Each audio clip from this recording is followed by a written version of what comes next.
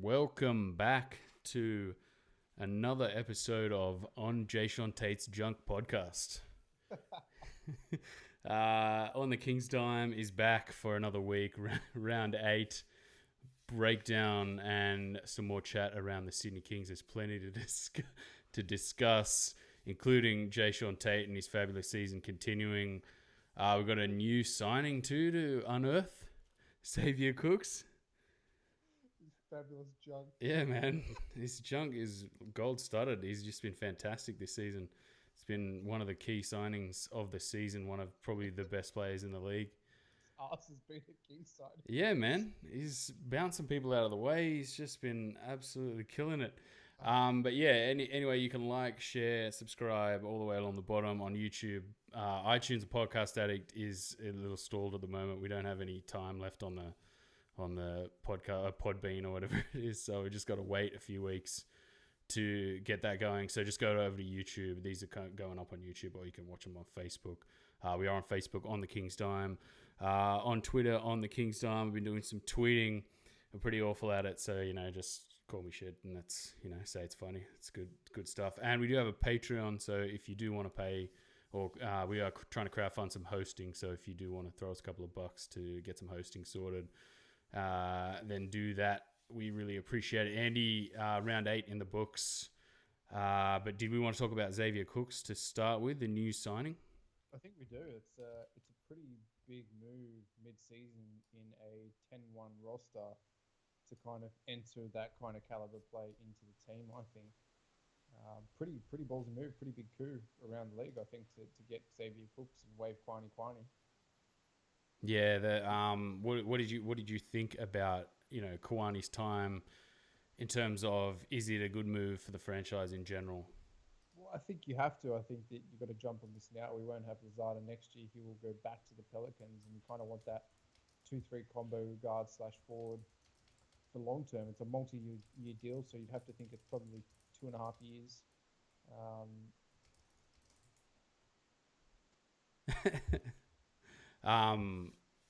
Yeah, it's a shame for him. I don't know, like, if you're bringing in Xavier Cooks into this team, you're kind of bringing in what will eventually be a first team guy. Kiwani really was only playing 2 or 3 minutes, really only getting that deep bench minutes type of role. I think like we're flipping a piece of this team into something that's going to be useful, I think, over the long term in the season. He's coming off a knee injury too, so he is 3 months into rehab on a knee injury that was 3 months ago. He had that surgery on his knee, so we may not see the complete player yet, or like he might have to just ease his way into this little sort of stint. We are 10-1 now. Yeah, 10-1. Sorry, I've lost count. We won so many games, I've lost count. So it'll be interesting to see how he fits anyway, yeah. So no, he injured himself in the Australian Boomers training camp. He was meant to get picked over Mitch Creek. So if you think that the level that Mitch Creek's playing in this tournament and the fact that he was going to get picked over Mitch Creek means that we could have something of a high quality NBL caliber in this season. Yeah. Obviously, you don't think it's going to be that, but 3 or 4 weeks back in, we followed him. Aussie's taking over the NBA podcast. We followed him Summer League last year. Yep. A little bit meek, would you say, on the floor in that league. Didn't really play much in Europe. We kind of wanted him to stay in Europe for that experience to get to the NBA, because we thought that maybe that was his path. But maybe it's a high caliber like the NBL, which is stepping up its game at the moment in terms of quality of games and quality of play. So look, it's a great signing for us. I can't complain. I was like, wow. I called you straight away. I was like, Xavier Cooks. Like, how did we pull that one off mid-season? Yeah. Especially since he was just sitting in the crowd like a week ago at that Illawarra game. Sort of kept that under wraps, saying he was going to try and get to the NBL as quick as he could. Turns out a week later he signs for the 10-1 Kings. We'll have a shot probably. You'd think we're going to make the playoffs this season. He'll have a shot at possibly winning some silverware. The only thing, I'd be wary of that knee injury. And saying he was going to replace Mitch Creek for the Boomers, I don't know really that means like Mitch Creek's been pretty good this season. We'll get to the Phoenix a little bit further on in here. I don't know if he's that good, really. You know, Oh, I watched him in yeah. Europe a little bit, and you're right. He was little bit tentative. Kind of grew a little bit more down the stretch of his time at I think it was at Würzburg, Oliver Würzburg in Germany. Like he grew into, but at the in summer league you could see he was tentative. Like he only played a few minutes. He would shoot a 3 ball and kind of not really do much else.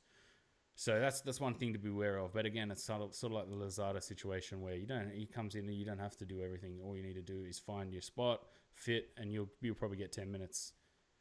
Well, that's it. This is a facilitation team. You've got a big that facilitates. You got Jae'Sean Tate's ass, which is taking over the NBL.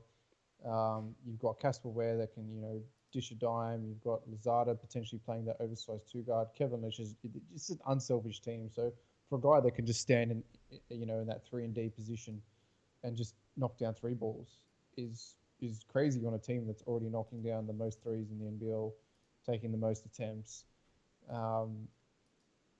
I just think it adds to what this team does. He's not where you would, if you added a player that was just primarily mid-range, then you would take away of what Will Weaver's trying to do, and it's obviously working extremely well.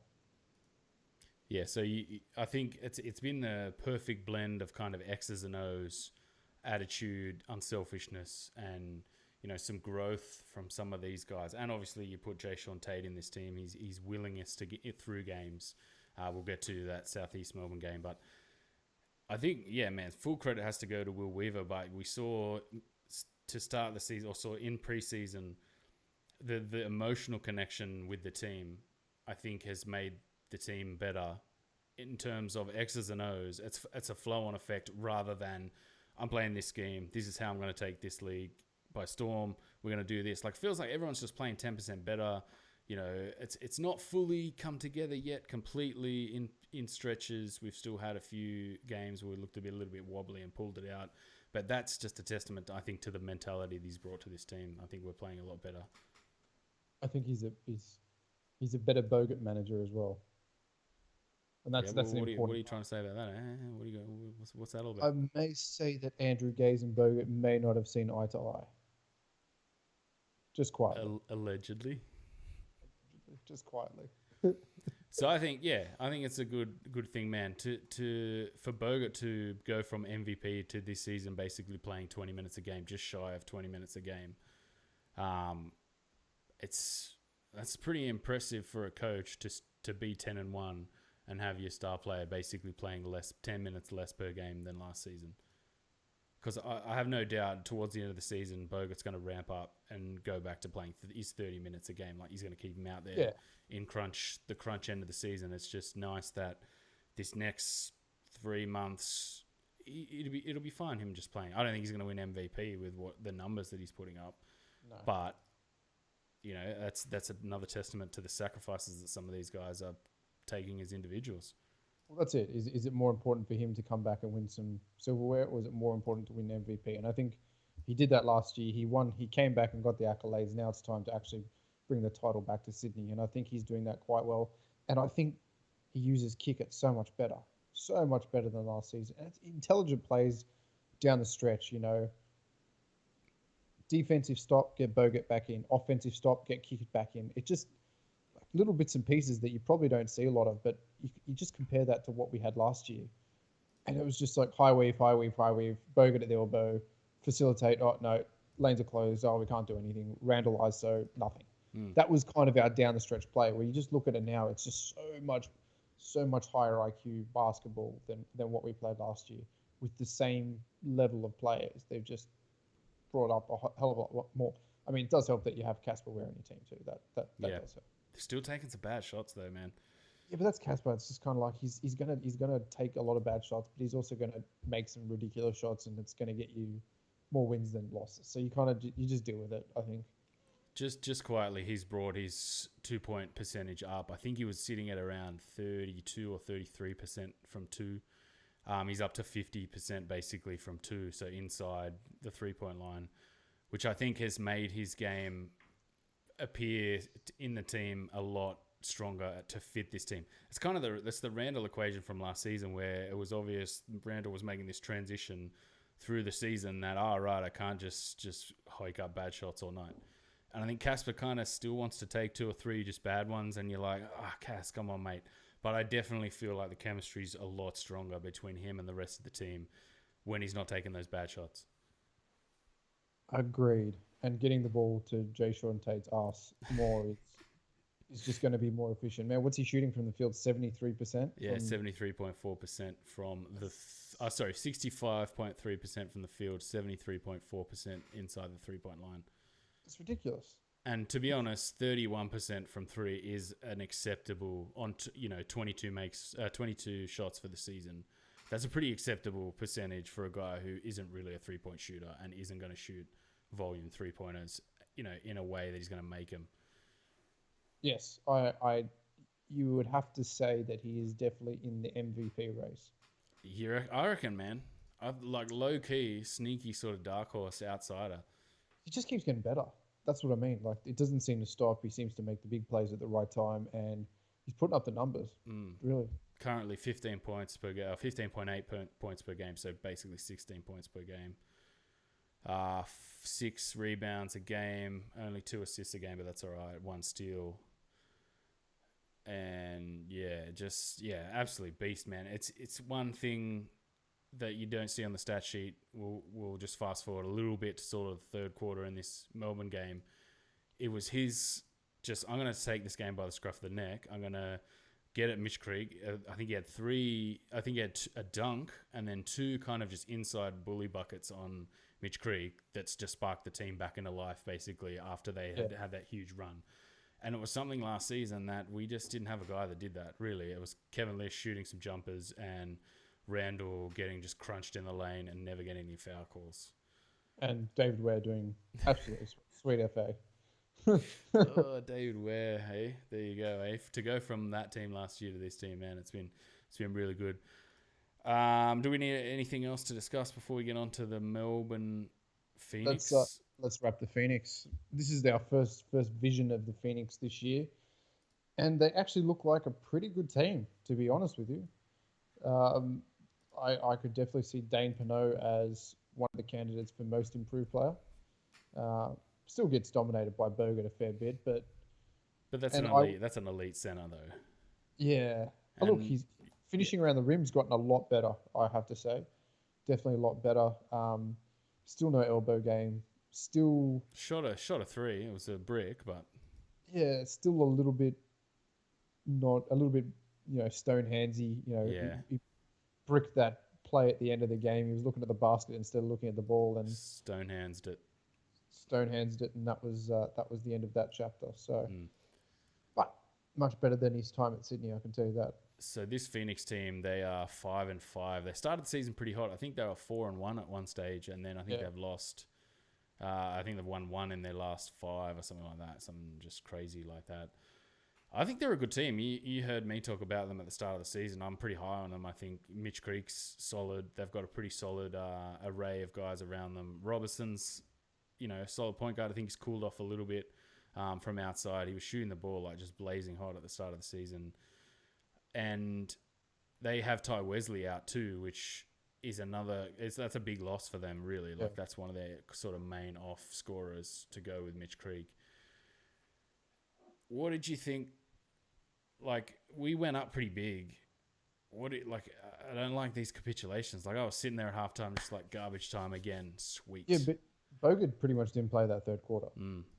That team that was on the floor the third quarter was predominantly a mixture team. There was a lot of kick-it, a lot of moller. And, it wasn't a starting 5 lineup. It was a lot of Sean Bruce, a lot of Deshaun Taylor. And so he kind of just let it run. And he let it run. And even when they were coming back in, there wasn't a lot of timeouts. There wasn't a lot of, all right, whisk Bogut back onto the floor. And then, maybe these are tests. He's a very deep thinker. That's what you got to think. Like, very deep thinker. Kept the same team out there in the lineup. And then fourth quarter, brought back his big guns, and they got the job done. but it was a bit of a capitulation. It was a capitulation defensively, but that's what having Kickett on the floor long stretches defensively is going to do. Some really weak calls as well. Yeah, just Um, some weird refereeing in that third quarter. I said to you, it was crazy how eagle eyes they were. Like they it was like a called that. travel. Yeah, Yeah, that Craig. There was a Craig Muller travel that was, not probably that gets called 1 out of every 5. Really, like it's a sketchy one, but they're not really looking at that sort of stuff. They were right, but Craig Muller travelled. Then there was that pullback unsportsmanlike from Bogut, yeah, where I it's the said right to call. you, But it's yeah, just right call for sure. But how many times this season have they messed that call up and gone, oh, we'll go to the monitor and have a look at this, and oh, yeah, definitely pulled him back. Yeah, no worries. I was like, that guy pulled that call out like straight away, bang, yeah, pulled him back. I was like, man, eagle eyes in the corner. Fuck, it's good to see someone with some eagle eyes. And then I think there was another, there was 2 kick it ones in a row. There was a charge, which another one of these. Mitch Creek's clearly just not set, and Kickett puts his head down, so it's automatically Kickett. That's a foul. You know what I mean? But Mitch Creek's yeah. not set. He's defending on the back pedal. He goes down. It's like, you just no call that, please. Can we no call those? Thanks. And I think there was another one where it's just a pretty regulation screen. Someone sort of made a meal of it, and he gets another foul, and it just changed our momentum in that third quarter. There were some turnovers. But again, just Jae'Sean Tate just willing us. He just took the game by the scruff of the neck, man. Some big driving dunks, man. Some lanes opened up for him. The seas parted, and he threw it down over Mitch Creek, which was in that third quarter. Was amazing to see how he works. He just gets inside. He uses his body so perfectly for that power forward position. If he was 6'8", you'd draw comparisons to how him and Blake Griffin play Hmm. in his early part of the career. Like that's just Blake Griffin style all over. You'd have to think that you're seeing probably a really amazing NBL talent here. That the only reason that he's playing in the NBL and not playing the NBA is he's not 4 inches taller. Pretty With his much, skill yeah. set, finishing around the rim, getting into the paint, decent 3-point percentage, grit on defense. Um, that's the only thing. That's the only reason why he hasn't made it big. And also he's had a lot of injuries over the last 5 years. He hasn't had a full summer in 5 years. He's always been operated on or recovering from an injury. And so we're kind of seeing what he really was like in his prime in early college days, and just MVP race candidate. You'd have to think that he's pulling some votes out of these games. If he can, he's quietly just having a great on the King's Dime MVP race. I think if he can get his scoring up, we look at this now, 15 point. If he can get his scoring up near 20, I don't know if he's going to take enough shots really to get his scoring up that high. It's at the moment it's kind of like on a need to score basis that he's scoring for us. It's like he can get inside most drives, but it's not about volume in terms of that's how to use him. Like it's more about he just goes in there while someone's asleep, and then it's like, oh no, I've just realised I've got to defend Jae'Sean Tate in the post, and he's just laid it in. I've bitten on his pump fake. A double team's come too late, and he just pump fakes through 2 guys, puts it in. That dunk, like it wasn't even over Mitch Creek. Like he left Mitch Creek behind. Like Mitch Creek couldn't even contest because he was so far behind.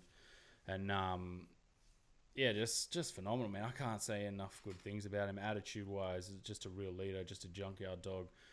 And it was great to see that it wasn't necessarily a huge import, like a lot of hype. Oh, it was kind of just like, 6'4", like undersized. Let's see how this goes. And he's just come through like nearly every test now with flying colours. Obviously, we've got Melbourne and United this weekend, which is going to be yet another test for him. But he's just come through it so well.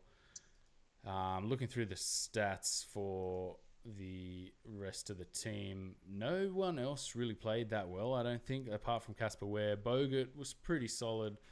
He had that shoulder tape. You see, he had that shoulder tapes up. Yeah, I wonder if that's he's that's nursing a little. Yeah. that's not tape. That's rock tape. So it's a support mechanism. It's not an injury tape. It's not immobility tape. It's actually mobile tape that just supports people through the motion. So Pulling out his Andy with the knowledge, the physio knowledge. the physio knowledge. Qualified? Are you qualified? Not as a physio. You qualified something. You've done a degree in something. Yeah, exercise science, exercise physiology. See, there's something there. Sell it a bit more. Bogut did end up with 9 points, 4 from 5 from the field. Had a nice alley-oop, 10 rebounds, 4 assists. So that's actually a pretty good night, really, for Bogut. Yeah, and a couple of blocks, I think, as well. And he had a big 2 block blocks on one on Pinot. That one on Wild Kyle, Jesus.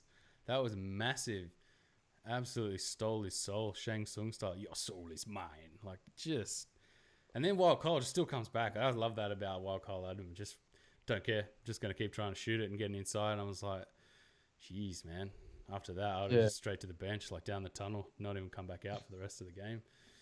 You'd have to think that the Phoenix are probably a Ben Madgen hitting some. Madgen, yeah, we got to talk. He has just been awful this season. 3 points in this game. Had a donut at halftime. The 1-3 he makes at the end I think it was the go-ahead 3 in the end. Yeah. I'm like, no, he's not going to come out and just basically shoot this 3 and win them the game. Like, get the fuck out of here. But yeah, just quietly, man, he has just been absolutely awful. And I think an important part of their team, really, if he was having a much better season, maybe they're up at 7-3 or something like that, a little bit, you know. Yeah, they're at something a little bit better. But yeah, that's that piece, and Ty Wesley not playing as well. They're kind of down a little bit. But look, I think they might just sneak out of the. Here's my reaction. They might just sneak out of the postseason. I think they're in a little bit of a slump. I don't think they've got the center, or I don't think they've got the complete piece package to pull themselves out of that slump. I mean, Dave Pinot's playing well, but you've got some good centers in the league and some good players in the top 4, and some good shooters. And I think they're probably Ben Madgen getting hot away from making the top 4. But if he stays like he is, I think Brisbane or Adelaide could sneak into that position and stay there. Yeah, he's just playing like a man with absolutely no confidence. You could see it in this game as well. Like, he tried his hardest to get things going, and like some guys just have no conscience to just keep shooting them. Whatever, man. I'm 2 of 12. Like Casper, like just keep shooting them. Just keep shooting them. Who cares? Imagine you could tell just went into his shell in this game. It was just like, I'm not like they weren't even trying to get to the hoop at all in the first half of this game, and that's kind of where they struggle. I think they were 1 of 7 from 3 as well, and we kind of put the clamps on them defensively. In that third quarter, they came back. A few too many Deshaun Taylor minutes, man. Just I'm not feeling it. Early shot clock, Deshaun Taylor shot. He hasn't got a good 3-ball motion. Nah. And he did have he had 2 assists. He did have one nice dime to Jordan Hunter where Hunter came up, set a screen, got in front of his man and dimed him up. And I was like, man, like pull some of those out. Obviously, you can't really run that much pick and roll with kicker in that sort of fashion. But he's shooting too many 3-balls. There was one where like it was super early in the shot clock. He was open, but I was like, no, man, no. It was an absolute brick as well. Just like, no, don't shoot those 3s. 0-5. I think he was 0-5 last week against the Hawks as well. Bit of a worry, man. Like, imagine if Kevin Lish, we had a healthy Kevin Lish, would it'd take the team to another level. Craig Moller, I don't think really played that well in this game. I don't know why. Maybe he had a bit of an off night. Didn't score a lot of points. I mean, we've gotten used to him kind of finishing at the rim and maybe hitting one 3 every couple of games where he just had a bit of a quiet night. Still played well defensively and grabbed the boards. He's still that kind of oversized small forward / power forward, which is handy. But you can't play good every night of the week. No.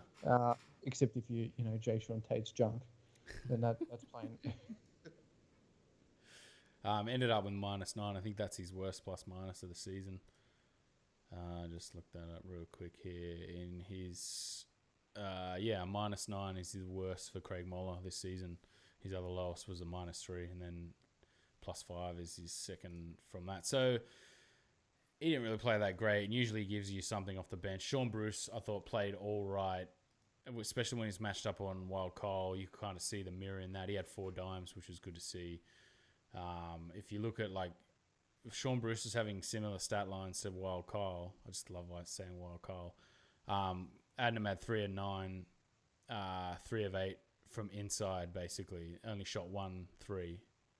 Sean Bruce hit 2 of 2 from 3, which was good to see. And then in terms of he had 1 turnover, Adnam, no assists. And then, you look at Bruce's stat line, he has 2 rebounds, 4 assists, 2 turnovers, but I think, and a couple of like just the most garbage fouls. Like he's in the post, like trying to fight for a rebound. As soon as someone leans on him, they're just like foul on Bruce. And I was like what? It's just two guys going at it. Like they're not fouls. But you can see where that position's been upgraded this season. Like we've taken the team and we've sort of run with a unit that just stepped out in front of other teams and just gone, all right, you have to meet us now. Whereas last year, when Adnan will come off the bench, like we'd just invite teams onto us, and it just wasn't a good way to play. Yeah, mind you, we had kind of we didn't have a strong four position last year, whereas I think this year we're a lot stronger at the four, which then gives you the ability to switch on teams. Like we really had no rebounding outside of Bogut, and that was it. Like when someone came off, we were playing kick it a lot at four, and then we were playing wear at four. Both slow as anything, both jump. They're 6'10", but jump 5'3", and so you're stuck with your center. You're stuck with the tired Bogut playing long minutes, and your Kyle Adnams of the world get exposed that much more. A little Didi Lozada update, health check. Didn't play that well in this game. Yeah, he didn't play. He was kind of a bit meek this game, although he'd had a massive dunk in the second down quarter. The pipe. That was a sweet dunk. We should talk about that. Nice dime, behind the back dime to Craig Moller, who held it up in the post. I was watching that in slow-mo, and like did he see, like he's calling for the ball, sees the cut maybe like too late. That's the only criticism I could sort of see in that play. I'm like, you got to make that cut almost instantly, because Moller probably could have been called for 3 seconds. I think he was in there for maybe 3 seconds, but had the time to turn, find Diddy, and the lane was wide open. It was Robertson, didn't want any part of that at all. Another sweet dunk. He also got another breakaway dunk, which was good to see. But I just, without him, being dialed up wide open, I think that's what gets him going. Like if he's dialed up wide open and he starts shooting the threes and they're dropping, that's when he gets into a rhythm. Whereas I don't think it's his role in this team to create. Like if Bogut's there, I find he just kind of palms the ball to Bogut a little bit too much. Like on the high weave, on the high sort of handoff pistol action, he'll just give it to Bogut and then kind of run somewhere. And maybe that's a chemistry thing these guys got to work out. It's, small frustrations, but they're little things sort of towards the end of the season we'll look to work up. I think Casper's really tightened that up with Bogut, that chemistry. They had a good lob. But I think Didi's still struggling. I think Didi's just too big, man. Like at 6'6" or 6'5", like he's kind of too big. Like I watch him, and when the lane's clogged, like he kind of doesn't have the elite level handle that gets you to the hoop like Casper Ware. And then like a couple of times he was switched on to Pinot. He tried to cook him a little bit, and it, 2 dribbles and everyone collapses, and he's got to kind of shoot like a contested jumper. It's the times where he can he can drive in, and he's got to go one-on-one and no one collapses. Like he's done that to Cotton. I think he did that to someone in the Illawarra game, where like he can just go, yeah, you want a piece of this, bang, and then just like have an easy sort of put in from about 3 or 4 yards. He's done 3 or 4 feet. He's done that a few times, but in this game, I thought Phoenix did quite well to collapse in on the inside. It was just Jae'Sean Tate, his massive junk, just arsing guys out of the way. The more I watch NBL and the more I watch NBA, it's kind of like those 6 foot to 6'2" point guards make so much more sense in FIBA. Like in the NBA, you can get away with this mutant point guard that's, can spread the floor if you've got some effective shooters around it. But I don't know if it works. I don't know if it works in FIBA. Like you look at all the teams that did really well in the FIBA tournaments, like they all had small point guards, small 1-2 guards. And you just, in this league especially, it seems like the 1-2 spot, and playing him like as a 2 guard, with some big lineups, it effectively clogs the lanes in an already small court. So I don't know if you play him as a traditional small forward, or even push him to power forward in some instances where he can kind of be that trailing guy to that Kickard would normally do and get those 3 balls going. That's because that really is what gets him going and starts the DD train. And then Kicks himself had 2 or 3 threes, which was good to see him knocking down that 3 ball.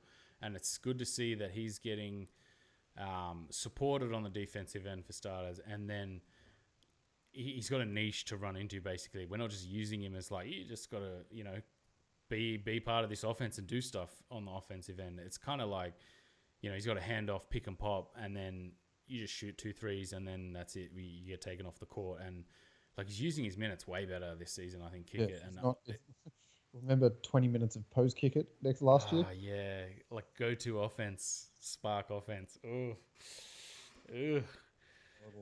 But yeah, no, it's good to see him playing really well. Anything else from this game? What have I got here? Yeah, down screens again, man. They were torching us. Robertson torched us really on those down screens towards the end of that game in crunch time. Yeah, yeah. Fight under the screens. You should scout that every time. Is you just go slip under the screen, push him to the wing, push him out of his comfort zone. They were just fighting around the screens. It's just like this is what he does perfectly every single time. So you've got to slip under that screen, go roll the opposite way, and push him to the wing, and potentially double team him from the wing, because they didn't have really a lot of good shooters outside South East Melbourne. So and then the other thing is that when Kickett's playing center, but when Bogut's playing center, he doesn't step up. Like if you're bringing him up high, you're taking away his effectiveness at the rim, and then Kickett's just too old and slow to really step up and contest that kind of thing. I tweeted out like here come the down screens. Basically, it was just like watching Casper Ware last year, where it's just like down screen, high down screen, and he shoots a 3. High down screen, and he shoots a 3. I think there was 3 in a row near that end. I think he missed. I think it was he tried to dime up the other guy. I can't remember what his name. I got it here. Came off the bench. Gibson? Nah. Stevens, I think it was. Oh, yeah. And he bricked one pretty bad, like it was wide open too, which we got a little bit lucky. And then Imagine hitting that 3 sort of near the end was a similar sort of down screen. And it's Pinot like setting these down screens. So you're like, where was that last year? Like, why couldn't we run any of this down screen action for Jerome Randall? Because and it's one thing I think Pinot's worked on, and he's really improved in his game. That final go-ahead bucket for the Phoenix, or the go-ahead bucket for the Phoenix, came with 46 seconds to go. And then that dirty mid-range from Casper, that was not a great shot. Nice. And it was out of a timeout too. It was dialed up. Kind of off a double screen out to the wing, fading, sliding into the corner. No wristwatch on that one too. I was surprised he didn't pull out the wristwatch on that Casper time. But it was good to see he stayed humble, because it wasn't a great shot. It was one of those no, yes, that's the lead, nice. And then that crazy sequence near the end where they didn't foul, or they fouled and it wasn't called, and then they just gave it straight to Jae'Sean Tate, who gets fouled. I'm like, no, 50% free throw shooter. Why are you tossing it to Jae'Sean Tate, you lunatics? I think he went 1 of 2 from the line. 1 of 2 from the line. And then what about that final shot from the Phoenix? What do you think about that? It wasn't a shot. It was a kind of dial-up dish to Creek, who tried to dish it to Stonehands Pinot, and then it was all over Red Rover. I think that play was for Pinot, man. Like I watched it a few times. I was surprised they didn't just go straight to high down screen for somebody to shoot a 3. Like that was just torching us all night. They went sort of to Pinot with a split, and then Robertson sort of drove back, and it was either for Mitch Creek in the corner, who didn't shoot it. That's not his corner. He likes the opposite corner. But like Dane Pinot had just a lob, basically. He rolled to the hoop pretty much unguarded. He had a lob to put the ball in. Maybe they were going for the 3 to win that game in the corner, and then just stonehands that pass. He wasn't really looking. That's kind of a symptom of last year, where we were just like, pay attention, and stonehands it because he wasn't paying attention. So we got a little bit lucky there, but I thought we defended it up high pretty well. Like defended that split action up high pretty well. It was Moller on Mitch Creek, who had to pretty much come in and put Robertson off from to basically just laying it in. He had a layup if Moller didn't help. And I'm surprised Mitch Creek didn't shoot that shot, man. He was wide open. He had that 3. Yeah, maybe it was dialed up, but it seems to be the undoing of the young centre is the stone hands. Jordan Hunter's a bit stone hands as well, so maybe it's an awareness thing that they've got to work on. Admittedly, Jordan Hunter, he played 2 minutes, looked slightly playable better in this. It was he had a nice finish too, a nice pick and roll drive to the hoop finish.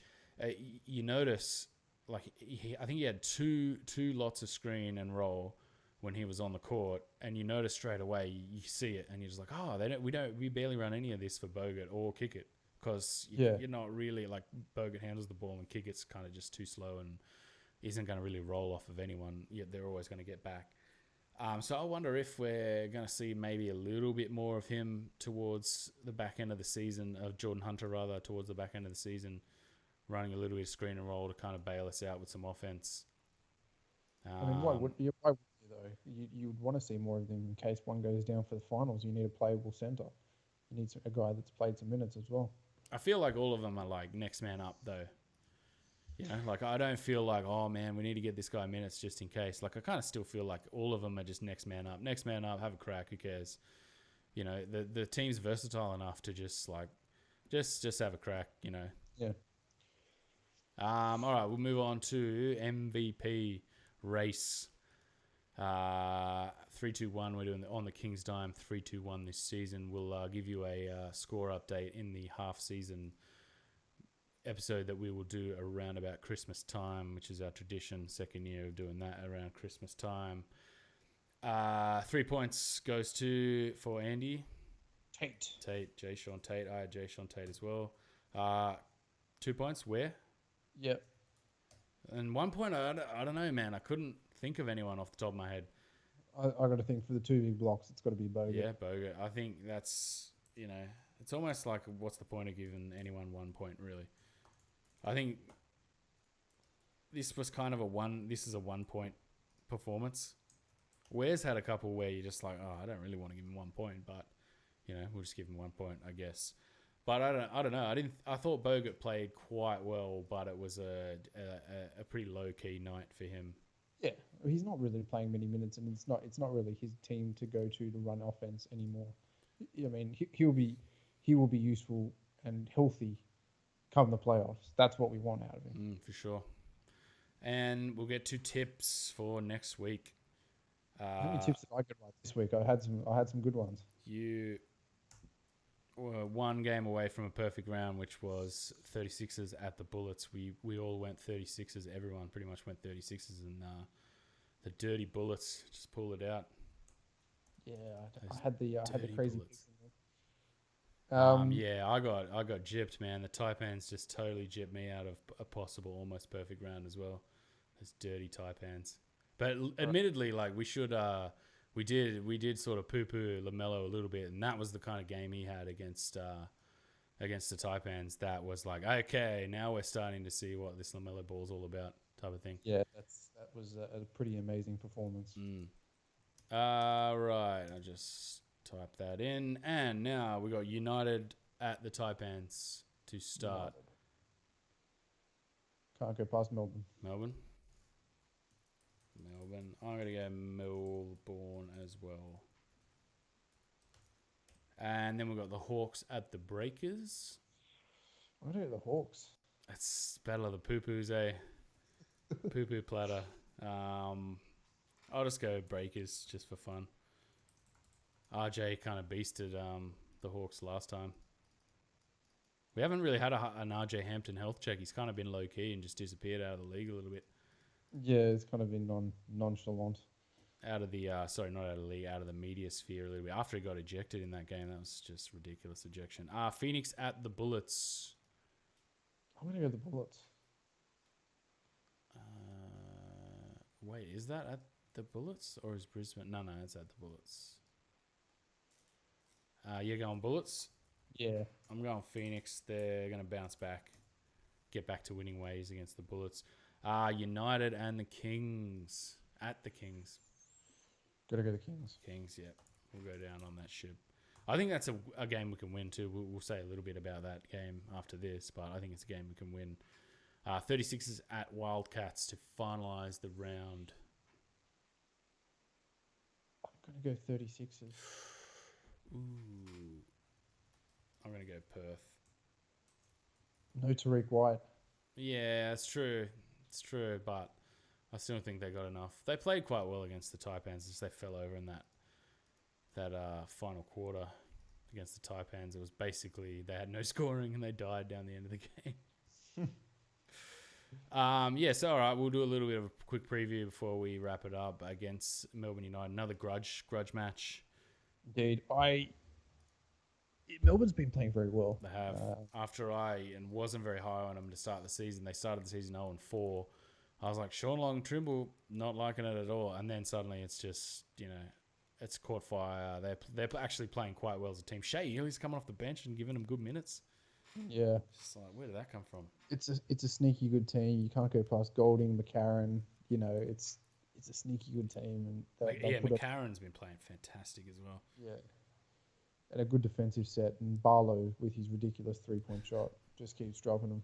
Terrible. Yeah, it's going to be a tough one. I think it'll be a high-scoring affair on Sunday. I really do. I think these teams have both got their offensive groove, and they're both hard to stop when they get on a roll. Melbourne are coming off a fairly big round trip from Cairns down to Sydney. So will that play a factor? Wait, am I getting that right? Yeah, I am getting that right. So Friday, Sunday, sorry. Yeah. Friday, Sunday, yeah, 3 hours. Yeah, it's not time zone based. An hour could play a little bit of a factor, but it's an early game on Sunday, so I don't think it's going to be too much of an issue. If it was a late game, it might be a little bit different. Coming off a Friday game, maybe they're going to be a little bit more tired, but they could also catch hot on Friday night and bring that form into Sunday. I still think Sydney are going to win this game though. Yeah, I think if we play to our ability, the only thing I can see is, we do the similar thing to the Phoenix, like in almost every game except the 2 finals last year, against like the 4 games against Melbourne and then the 1 game this year, we've looked like a team that's stomp on them away from just destroying them basically. And then the 1 game last year, we actually did that. It was like, we're up, bang, we stomped them, and then obviously went into that finals and just got absolutely destroyed, but just torched. But I like the mentality of this team, and I'm not sure what the last 2 weeks is really going to say about a potential game against the United, in terms of we've let a few kind of not sizable, but one sizable, one pretty handy lead slip against teams that we probably should be beating. Whereas against United, I don't know if we've shown the mentality really to be like, we're not going to let that happen, because we started strong in this South East Melbourne game because we had to, and then we kind of let it slip in the third quarter, and then against the Hawks, it really kind of felt like a quintessential. They're the bottom team. Like the win's guaranteed here, boys. Like, lads, it's the Hawks. Yeah. Like, that kind of felt like that. So I don't know. I can't see this team taking it for granted yet. At the same time, we came out hot in this game and kind of fell to pieces in the third, which you don't want to be doing against United. Maybe they'll get a little bit more passion out of this game. Home crowd. Hopefully, it's a big crowd. Yeah, maybe a little bit more passion. So hopefully they pull it out easily. Although I do think it'll go down to the wire. All right, so that's another week in the books. The Kings on fire. It's just been a fantastic season. It's been great to watch. Feeling the love everywhere from the fans. It's been good to kind of sit through this stuff and talk about it. It's plenty of good stuff to talk about it. Eager to see how Xavier Cooks goes, see him at training, see him be integrated into the team. I think he can definitely take Jae'Sean Taylor's minutes, and Jae'Sean Taylor can quietly just be left out with the garbage on the side of the road Monday night. Just kidding. But yeah, we'll wrap this one, and we'll be back. When are we going to be back? Monday next week. Yeah. As the season's going on, you can see we're starting to get a little bit come apart at the seams in terms of getting to the mic and the desk and getting these episodes locked in. It's tougher. I suppose it's tough the closer you get to Christmas with all the commitments, and then everything kind of gets back on track in January when everyone leaves you alone and on their New Year's resolutions. So we'll be coming to you within the first couple of days after the weekend as well. Yep. But yeah, and around game 14, I haven't checked when that game 14 is of the season, but I will. We'll do a half-season wrap with stats, all sorts of gradings and stuff like that. That'll be coming in the next, I don't know, maybe just before Christmas, in that week, just before Christmas. I think that's where it drops. So, sounds good. All right, take it easy, Kings fans, and I'll let Andy take it away. Hopefully he doesn't brick it again this week. See you next time on the King's Dime. Take it easy, everyone. See ya.